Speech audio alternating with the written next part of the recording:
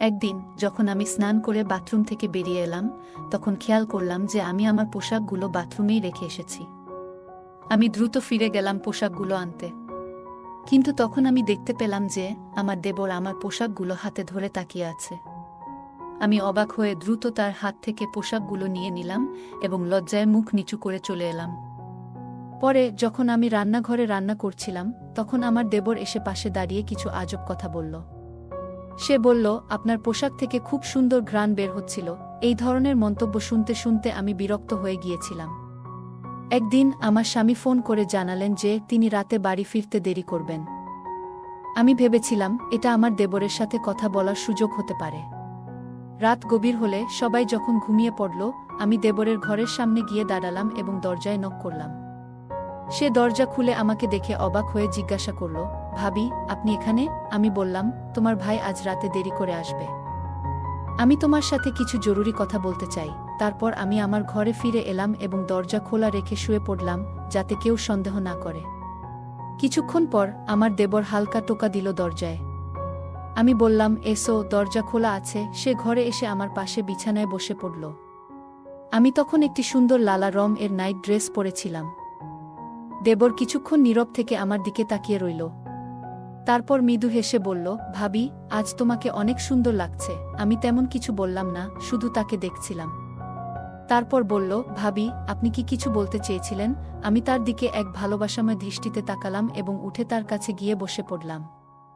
তার হাত দুটি ধরে বললাম, আজকের গল্পটা অনেক বেশি স্পেশাল, তাই কেউ মিস করো না। দয়া করে গল্পগুলো ভালো লাগলে ভিডিওটি লাইক, শেয়ার এবং চ্যানেলটি সাবস্ক্রাইব করো প্লিজ।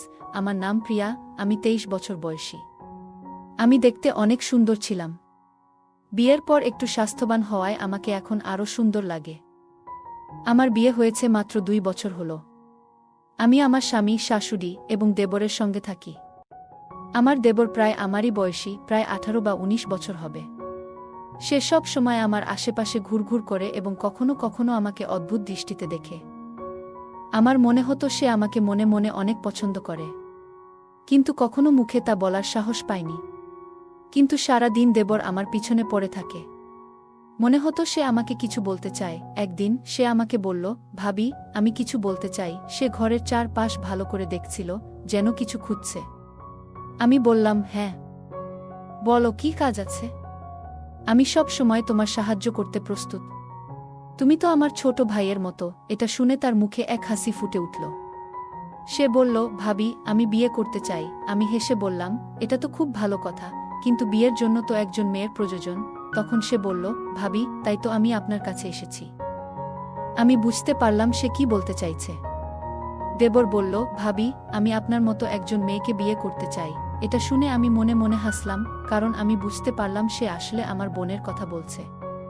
আমার বোন আমার থেকে একটু ছোট এবং আমার দেবরের জন্য উপযুক্ত ছিল। তাদের মধ্যে বয়সের পার্থক্য ছিল মাত্র 2 বছর। দেবর আমাকে তার কল্পনার মেয়ের গুণাবলী বলতে লাগল, যেমন সে কি চায়। আমি বললাম, তুমি চিন্তা করো না, আমি ঠিক তোমার পছন্দ অনুযায়ী একজন মেয়ে খুঁজে দেব। শুধু বিয়েতে রাজি হও। তারপর আমি সবকিছু নিজের নিয়ন্ত্রণে নিয়ে নিলাম। আমার দেবর এই কথা শুনে কিছুটা খুশি হলেও সে চিন্তায় ডুবে গেল। কিছুক্ষণ চুপ থেকে সে বলল, ভাবি, আপনার কাছে একটা কথা বলতে চাই, তবে অনুগ্রহ করে রাগ করবেন না। আমি এমন কাউকে বিয়ে করতে চাই, যার চরিত্র এবং স্বভাব একেবারে আপনার মতো হবে, আপনার মতো এত সুন্দর হবে। আমি মৃদু হাসি দিয়ে বললাম, আমি জানি তুমি আমার ছোট বোন তানিয়াকে পছন্দ করো। কিন্তু সে মাথা নেড়ে বলল, না ভাবি, আপনি আমার কথার আসল অর্থ বুঝতে পারেননি। এই কথা বলে সে চুপচাপ ঘর থেকে বেরিয়ে গেল। আমি কিছুটা অবাক হয়ে তার দিকে তাকিয়ে রইলাম। আমি ভাবতে লাগলাম, হয়তো সে লজ্জায় তানিয়ার নাম বলেনি এবং সেই কারণেই সে কথা না বলে চলে গেল। আমি সিদ্ধান্ত নিলাম যে প্রথমে আমার বাবার সাথে এই বিষয়ে কথা বলবো, তারপর আমার দেবরকে এই খবর জানাবো। পরের দিন আমি দেবরের কাছে গিয়ে জিজ্ঞাসা করলাম, তুমি কি সত্যিই তানিয়াকে পছন্দ করো? সে লজ্জা পেয়ে বলল, ভাবি, তানিয়া আর আমি, এটা তো আকাশের চাঁদ ছোঁয়ার মতো ব্যাপার। আমি নিজেকে তার উপযুক্ত মনে করি না। তার এই কথা শুনে আমি বুঝতে পারলাম, আসলে সে আমার বোনকে পছন্দ করে, কিন্তু সাহস করে প্রকাশ করতে পারছে না।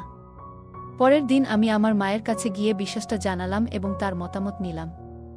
মা বললেন, মা, আমাদের কোনো আপত্তি নেই। তোমার বোন যদি সেখানে সুখী হয় তাহলে আমরাও খুশি। তবে তুমি তোমার দেবরের সাথে ঠিকমতো কথা বলে নিও, যেন তার কোনো সমস্যা না হয়। আর একই পরিবারে 2 মেয়ে থাকবে, এটা তো ভালো কথা। তুমি তোমার ছোট বোনের খেয়াল রাখতে পারবে। আমি বললাম, দেবর নিজেই আমার সাথে এই কথা বলেছে, তার আপত্তি হওয়ার কোনো কারণ নেই। এরপর আমি আবারও আমার দেবরের সাথে কথা বললাম, কিন্তু সে বলল, ভাবি, আপনি আমার কথার মানে কেন বোঝেন না? রাতে আমি তার ঘরে গিয়ে জানতে চাইলাম আসলে সে কি চায়। সে বলল, ভাবি, আমার আপনার বোনের প্রতি কোনো আগ্রহ নেই। আমি শুধু মজা করছিলাম। তার এই কথা শুনে আমি খুব কষ্ট পেলাম। যদি সে আমার বোনকে পছন্দ না করত, তবে কেন সে আমার আশেপাশে ঘুরে বেড়াত এবং আমার সাথে কেন এত কথা বলতো?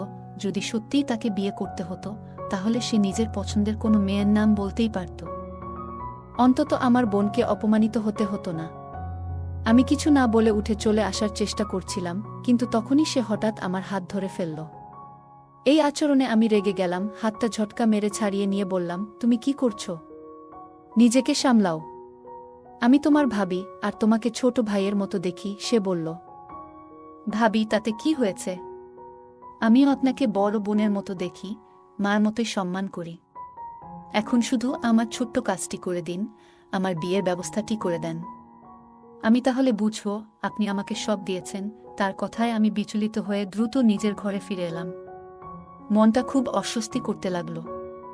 কিছুক্ষণ পর আমার স্বামী ঘরে এলেন এবং আমার চিন্তিত মুখ দেখে জিজ্ঞাসা করলেন, তোমার কি হয়েছে? এত চিন্তিত কেন? আমি তাকে পুরো ঘটনাটা বললাম, কিভাবে সাম্প্রতিক সময়ে দেবরের আচরণ অদ্ভুত হয়ে উঠেছে এবং সে প্রায়শই বাইরের সময় কাটায়। আমার কথা শুনে স্বামী বললেন, আমি নিজেও লক্ষ্য করেছি, সে তোমাকে একটু বেশি খেয়াল করে দেখছে। দেখো, ও আমার ভাই, কিন্তু ও বড় হচ্ছে। তুমি ওর কাছ থেকে একটু দূরে থাকার চেষ্টা করো। এই কথাগুলো শুনে আমি কিছুটা সান্ত্বনা পেলাম, কারণ কেউ অন্তত আমার মতো চিন্তা করছে। আমার শাশুড়ি অবশ্য তাকে এখনো ছোট বাচ্চা মনে করেন, কিন্তু আমি ভেতর থেকে সবকিছু বুঝতে পারছিলাম। পরের দিন আমার স্বামী বাড়িতে ছিলেন না। আমি তখন নিজের ঘরে ছিলাম। স্বামীর অনুপস্থিতিতে সাধারণত আমি ঘরের বাইরে খুব একটা যাই না। হঠাৎ দরজায় নক হলো। দরজা খুলে দেখি আমার দেবর দাঁড়িয়ে আছে। তার হাতে একটা ট্রে ছিল, তাতে বিস্কুট আর চায়ের কাপ রাখা ছিল। আমি অবাক হয়ে জিজ্ঞেস করলাম, এটা কেন এনেছো? কেউ এসেছে নাকি? সে হাসি দিয়ে বলল, না ভাবি, এমন কিছু নয়। ছোট ভাই তার বড় বোনের সাথে বসে চা খেতে চায়। আমি বললাম, চলো ড্রয়িং রুমে গিয়ে বসি, কিন্তু সে বলল, না ভাবি, আমি এখানে আপনার সাথেই বসে চা খেতে চাই, একটু কথা বলতে চাই। তার এই কথায় আমি কিছুটা অস্বস্তি বোধ করলাম, কিন্তু ভাবলাম এই নিয়ে নতুন কোনো সমস্যা তৈরি না হোক। সে চুপচাপ আমার পাশে বসে চা খেতে থাকল। তারপর বলল, ভাবি, আপনি চা খাবেন না? আমি তাকে চা খেতে বললাম এবং সে বলল, আমি যাওয়ার আগে আপনি চা খান। তার এই আচরণে আমি বেশ অস্বস্তিতে পড়ে গেলাম। সে জোর করায় আমি চা আর বিস্কিট খেলাম, আর আমি তার সাথে কথা বলতে থাকলাম। দেবর আমাকে বলল, ভাবি, আমি যদি আগে ভুলভাবে কিছু বলি, তাহলে আমাকে ক্ষমা করবেন। আমি কিছু ব্যক্তিগত সমস্যায় ছিলাম, তাই সেদিন কথাগুলো এমনভাবে বলে ফেলেছিলাম। আজ চা আর কেক এনেছি, যাতে আপনি বুঝতে পারেন আমি আপনাকে কতটা সম্মান করি। তার কথা শুনে আমার একটু হাসি পেল। আমি হাসি মুখে চা খেলাম এবং বিস্কুটও খেয়ে নিলাম। কিন্তু চা খাওয়ার কিছুক্ষণের মধ্যেই আমার মাথা ভারী হতে লাগল। আমি কিছুতেই বুঝতে পারছিলাম না কি হচ্ছে। দেবরের মুখটা শুধু আমার চোখের সামনে ঘুরছিল। ঠিক তখনই শাশুড়ি ঘরে ঢুকলেন। তার মুখটাও শেষবারের মতো মনে পড়ল। তারপর কি হলো কিছুই জানি না। যখন আমার চোখ খুলল, তখন বিকেল 4টা বাজে। আমার স্বামী আমার পাশে বসেছিলেন। তিনি জিজ্ঞাসা করলেন, তোমার কি হয়েছে? তুমি হঠাৎ কিভাবে অজ্ঞান হয়ে গেলে?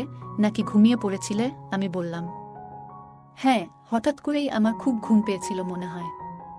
আমার দেবর চা আর বিস্কুট নিয়ে এসেছিল, সেগুলো খাওয়ার পর থেকেই আমার ঘুম পেয়েছিল। জানি না তখন আমার কি হয়েছিল। মনে হয় দেবর চায়ে কিছু মিশিয়েছিল। আমার কথা শুনে স্বামী চিন্তায় পড়লেন। বললেন, দেবর সত্যিই তোমার জন্য চা নিয়ে এসেছিল? ও তো আমার ভাই, তোমার জন্য এমন কিছু করবে কেন? তাছাড়া মাও তো তখন ঘরেই ছিলেন।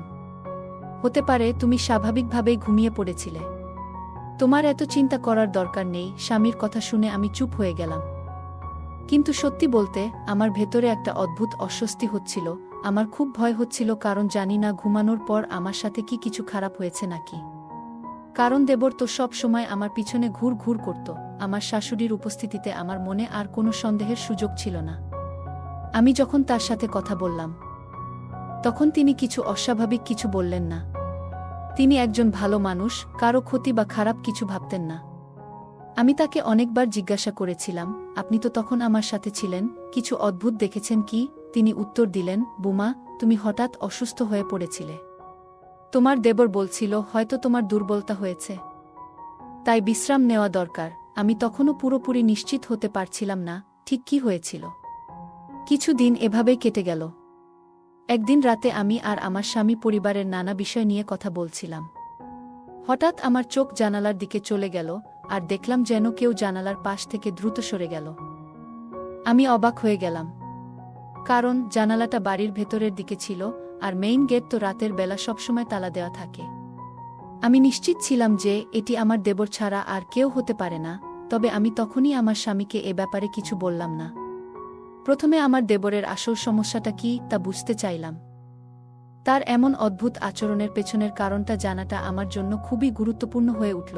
একদিন আমি গোসল করে বাথরুম থেকে বের হয়ে দেখলাম যে ভুল করে আমার জামাকাপড় বাথরুমেই রেখে এসেছি। তাড়াতাড়ি ফিরে গিয়ে কাপড়গুলো নিতে গেলাম। তখন দেখি আমার দেবর হাতে আমার পোশাকগুলো ধরে রয়েছে। আমি কিছুটা বিস্মিত হয়ে তার হাত থেকে কাপড়গুলো নিয়ে নিলাম এবং লজ্জায় মাথা নিচু করে সরে এলাম। পরে যখন আমি রান্নাঘরে ব্যস্ত ছিলাম, তখন আমার দেবর এসে পাশে দাঁড়িয়ে হঠাৎ অদ্ভুত কিছু বলল। সে বলল, তোমার পোশাক থেকে দারুণ একটা মিষ্টি গন্ধ পাচ্ছিলাম। আমি তাকে কিছু বললাম না। আমি তাকে সেখান থেকে চলে যেতে বললাম।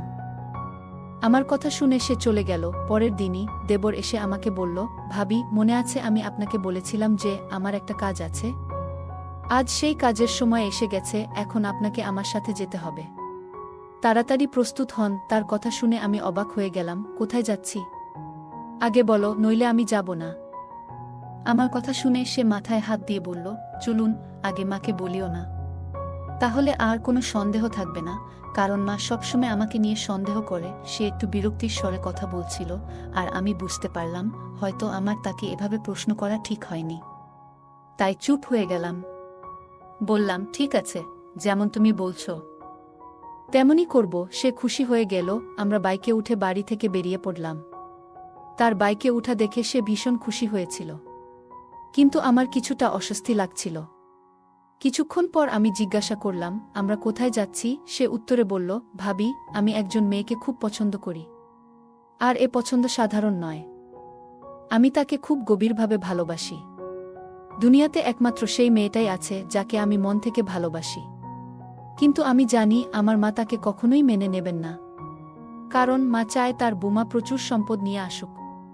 কিন্তু আমি চাই এমন একজন মেয়ে যার পরিবার সৎ ও গরিব। দেবর বলল, রুমি খুব সুন্দর, শিক্ষিত এবং ভদ্র মেয়ে, তবে তার পরিবার খুব গরিব। এসব কথা বলে সে চুপ হয়ে গেল। আমি লক্ষ্য করছিলাম যে সে বাইকটি এক অচেনা এবং নির্জন পথে নিয়ে যাচ্ছে। আমি তার কথায় মগ্ন ছিলাম, তাই কিছুটা ধাঁধায় পড়ে গেলাম। সে বলল, আরেকটা অনুরোধ ভাবি, আপনি ওখানে বলবেন না যে আপনি আমার ভাবি, বরং বলবেন আপনি আমার মা। তার কথা শুনে আমি অবাক হয়ে বললাম, তুমি আমাকে মা বলে পরিচয় দিতে বলছো?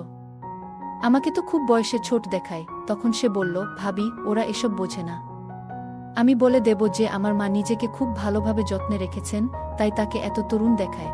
আমি তার কথা শুনে হাসলাম, কিন্তু তার বাইক যেদিক নিয়ে যাচ্ছিল তা দেখে আমার মন খারাপ হতে শুরু করল।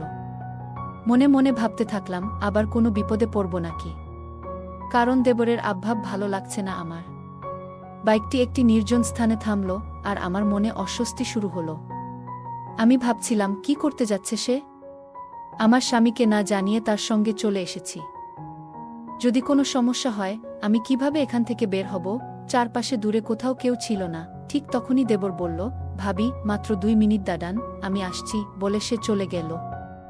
আমি একা নির্জন স্থানে দাঁড়িয়ে ভয়ে কাঁপছিলাম। হঠাৎ একটি বড় গাড়ি এসে আমার পাশে থামল। আমার বুকের ধুকপুকানি যেন থেমে গেল। আমি মাথা নিচু করে বাইকের পাশে দাঁড়িয়ে রইলাম, ভয়ে কোনো কথা বলতে পারছিলাম না। কিছুক্ষণের মধ্যেই আমার দেবর ফিরে এলো। আমি মনে মনে স্বস্তির নিঃশ্বাস ফেললাম। গাড়িটি দ্রুত সেখান থেকে চলে গেল। আমি দেবরকে জিজ্ঞাসা করলাম, এটা কে ছিল? সে হেসে বলল, ছেড়ে দাও ভাবি, সুন্দর মেয়ে দেখলে লোকজন এমনিতেই ছুটে আসে। তুমি আর চিন্তা করো না। আমি আসলে তোমার ভাবিকে দেখাতে মিষ্টি নিতে গিয়েছিলাম। সে মিষ্টির বাক্সটা হাতে ধরিয়ে দিল। আমরা যখন সেই বাড়িতে পৌঁছালাম, আমি দেখে সত্যিই অবাক হয়ে গেলাম। বাড়িটি ছিল খুব ছোট এবং পুরনো। ভিতরে অন্ধকার ছিল, তবে বাড়ির মানুষজন আমাদের আন্তরিকভাবে গ্রহণ করলেন। আমি সেই মেয়েটিকে দেখলাম, সত্যিই সে খুব সুন্দরী ছিল। তার গায়ের রং ছিল ফর্সা, যদিও তার মায়ের রং কিছুটা গাঢ় ছিল। বাড়ির পরিবেশ খুবই সাধারণ, কিন্তু সবাই খুব সম্মানিতভাবে আমাদের আপ্যায়ন করল। আমি নিজেকে দেবরের মা বলে পরিচয় দিলাম, যা শুনে তারা খুবই খুশি হল।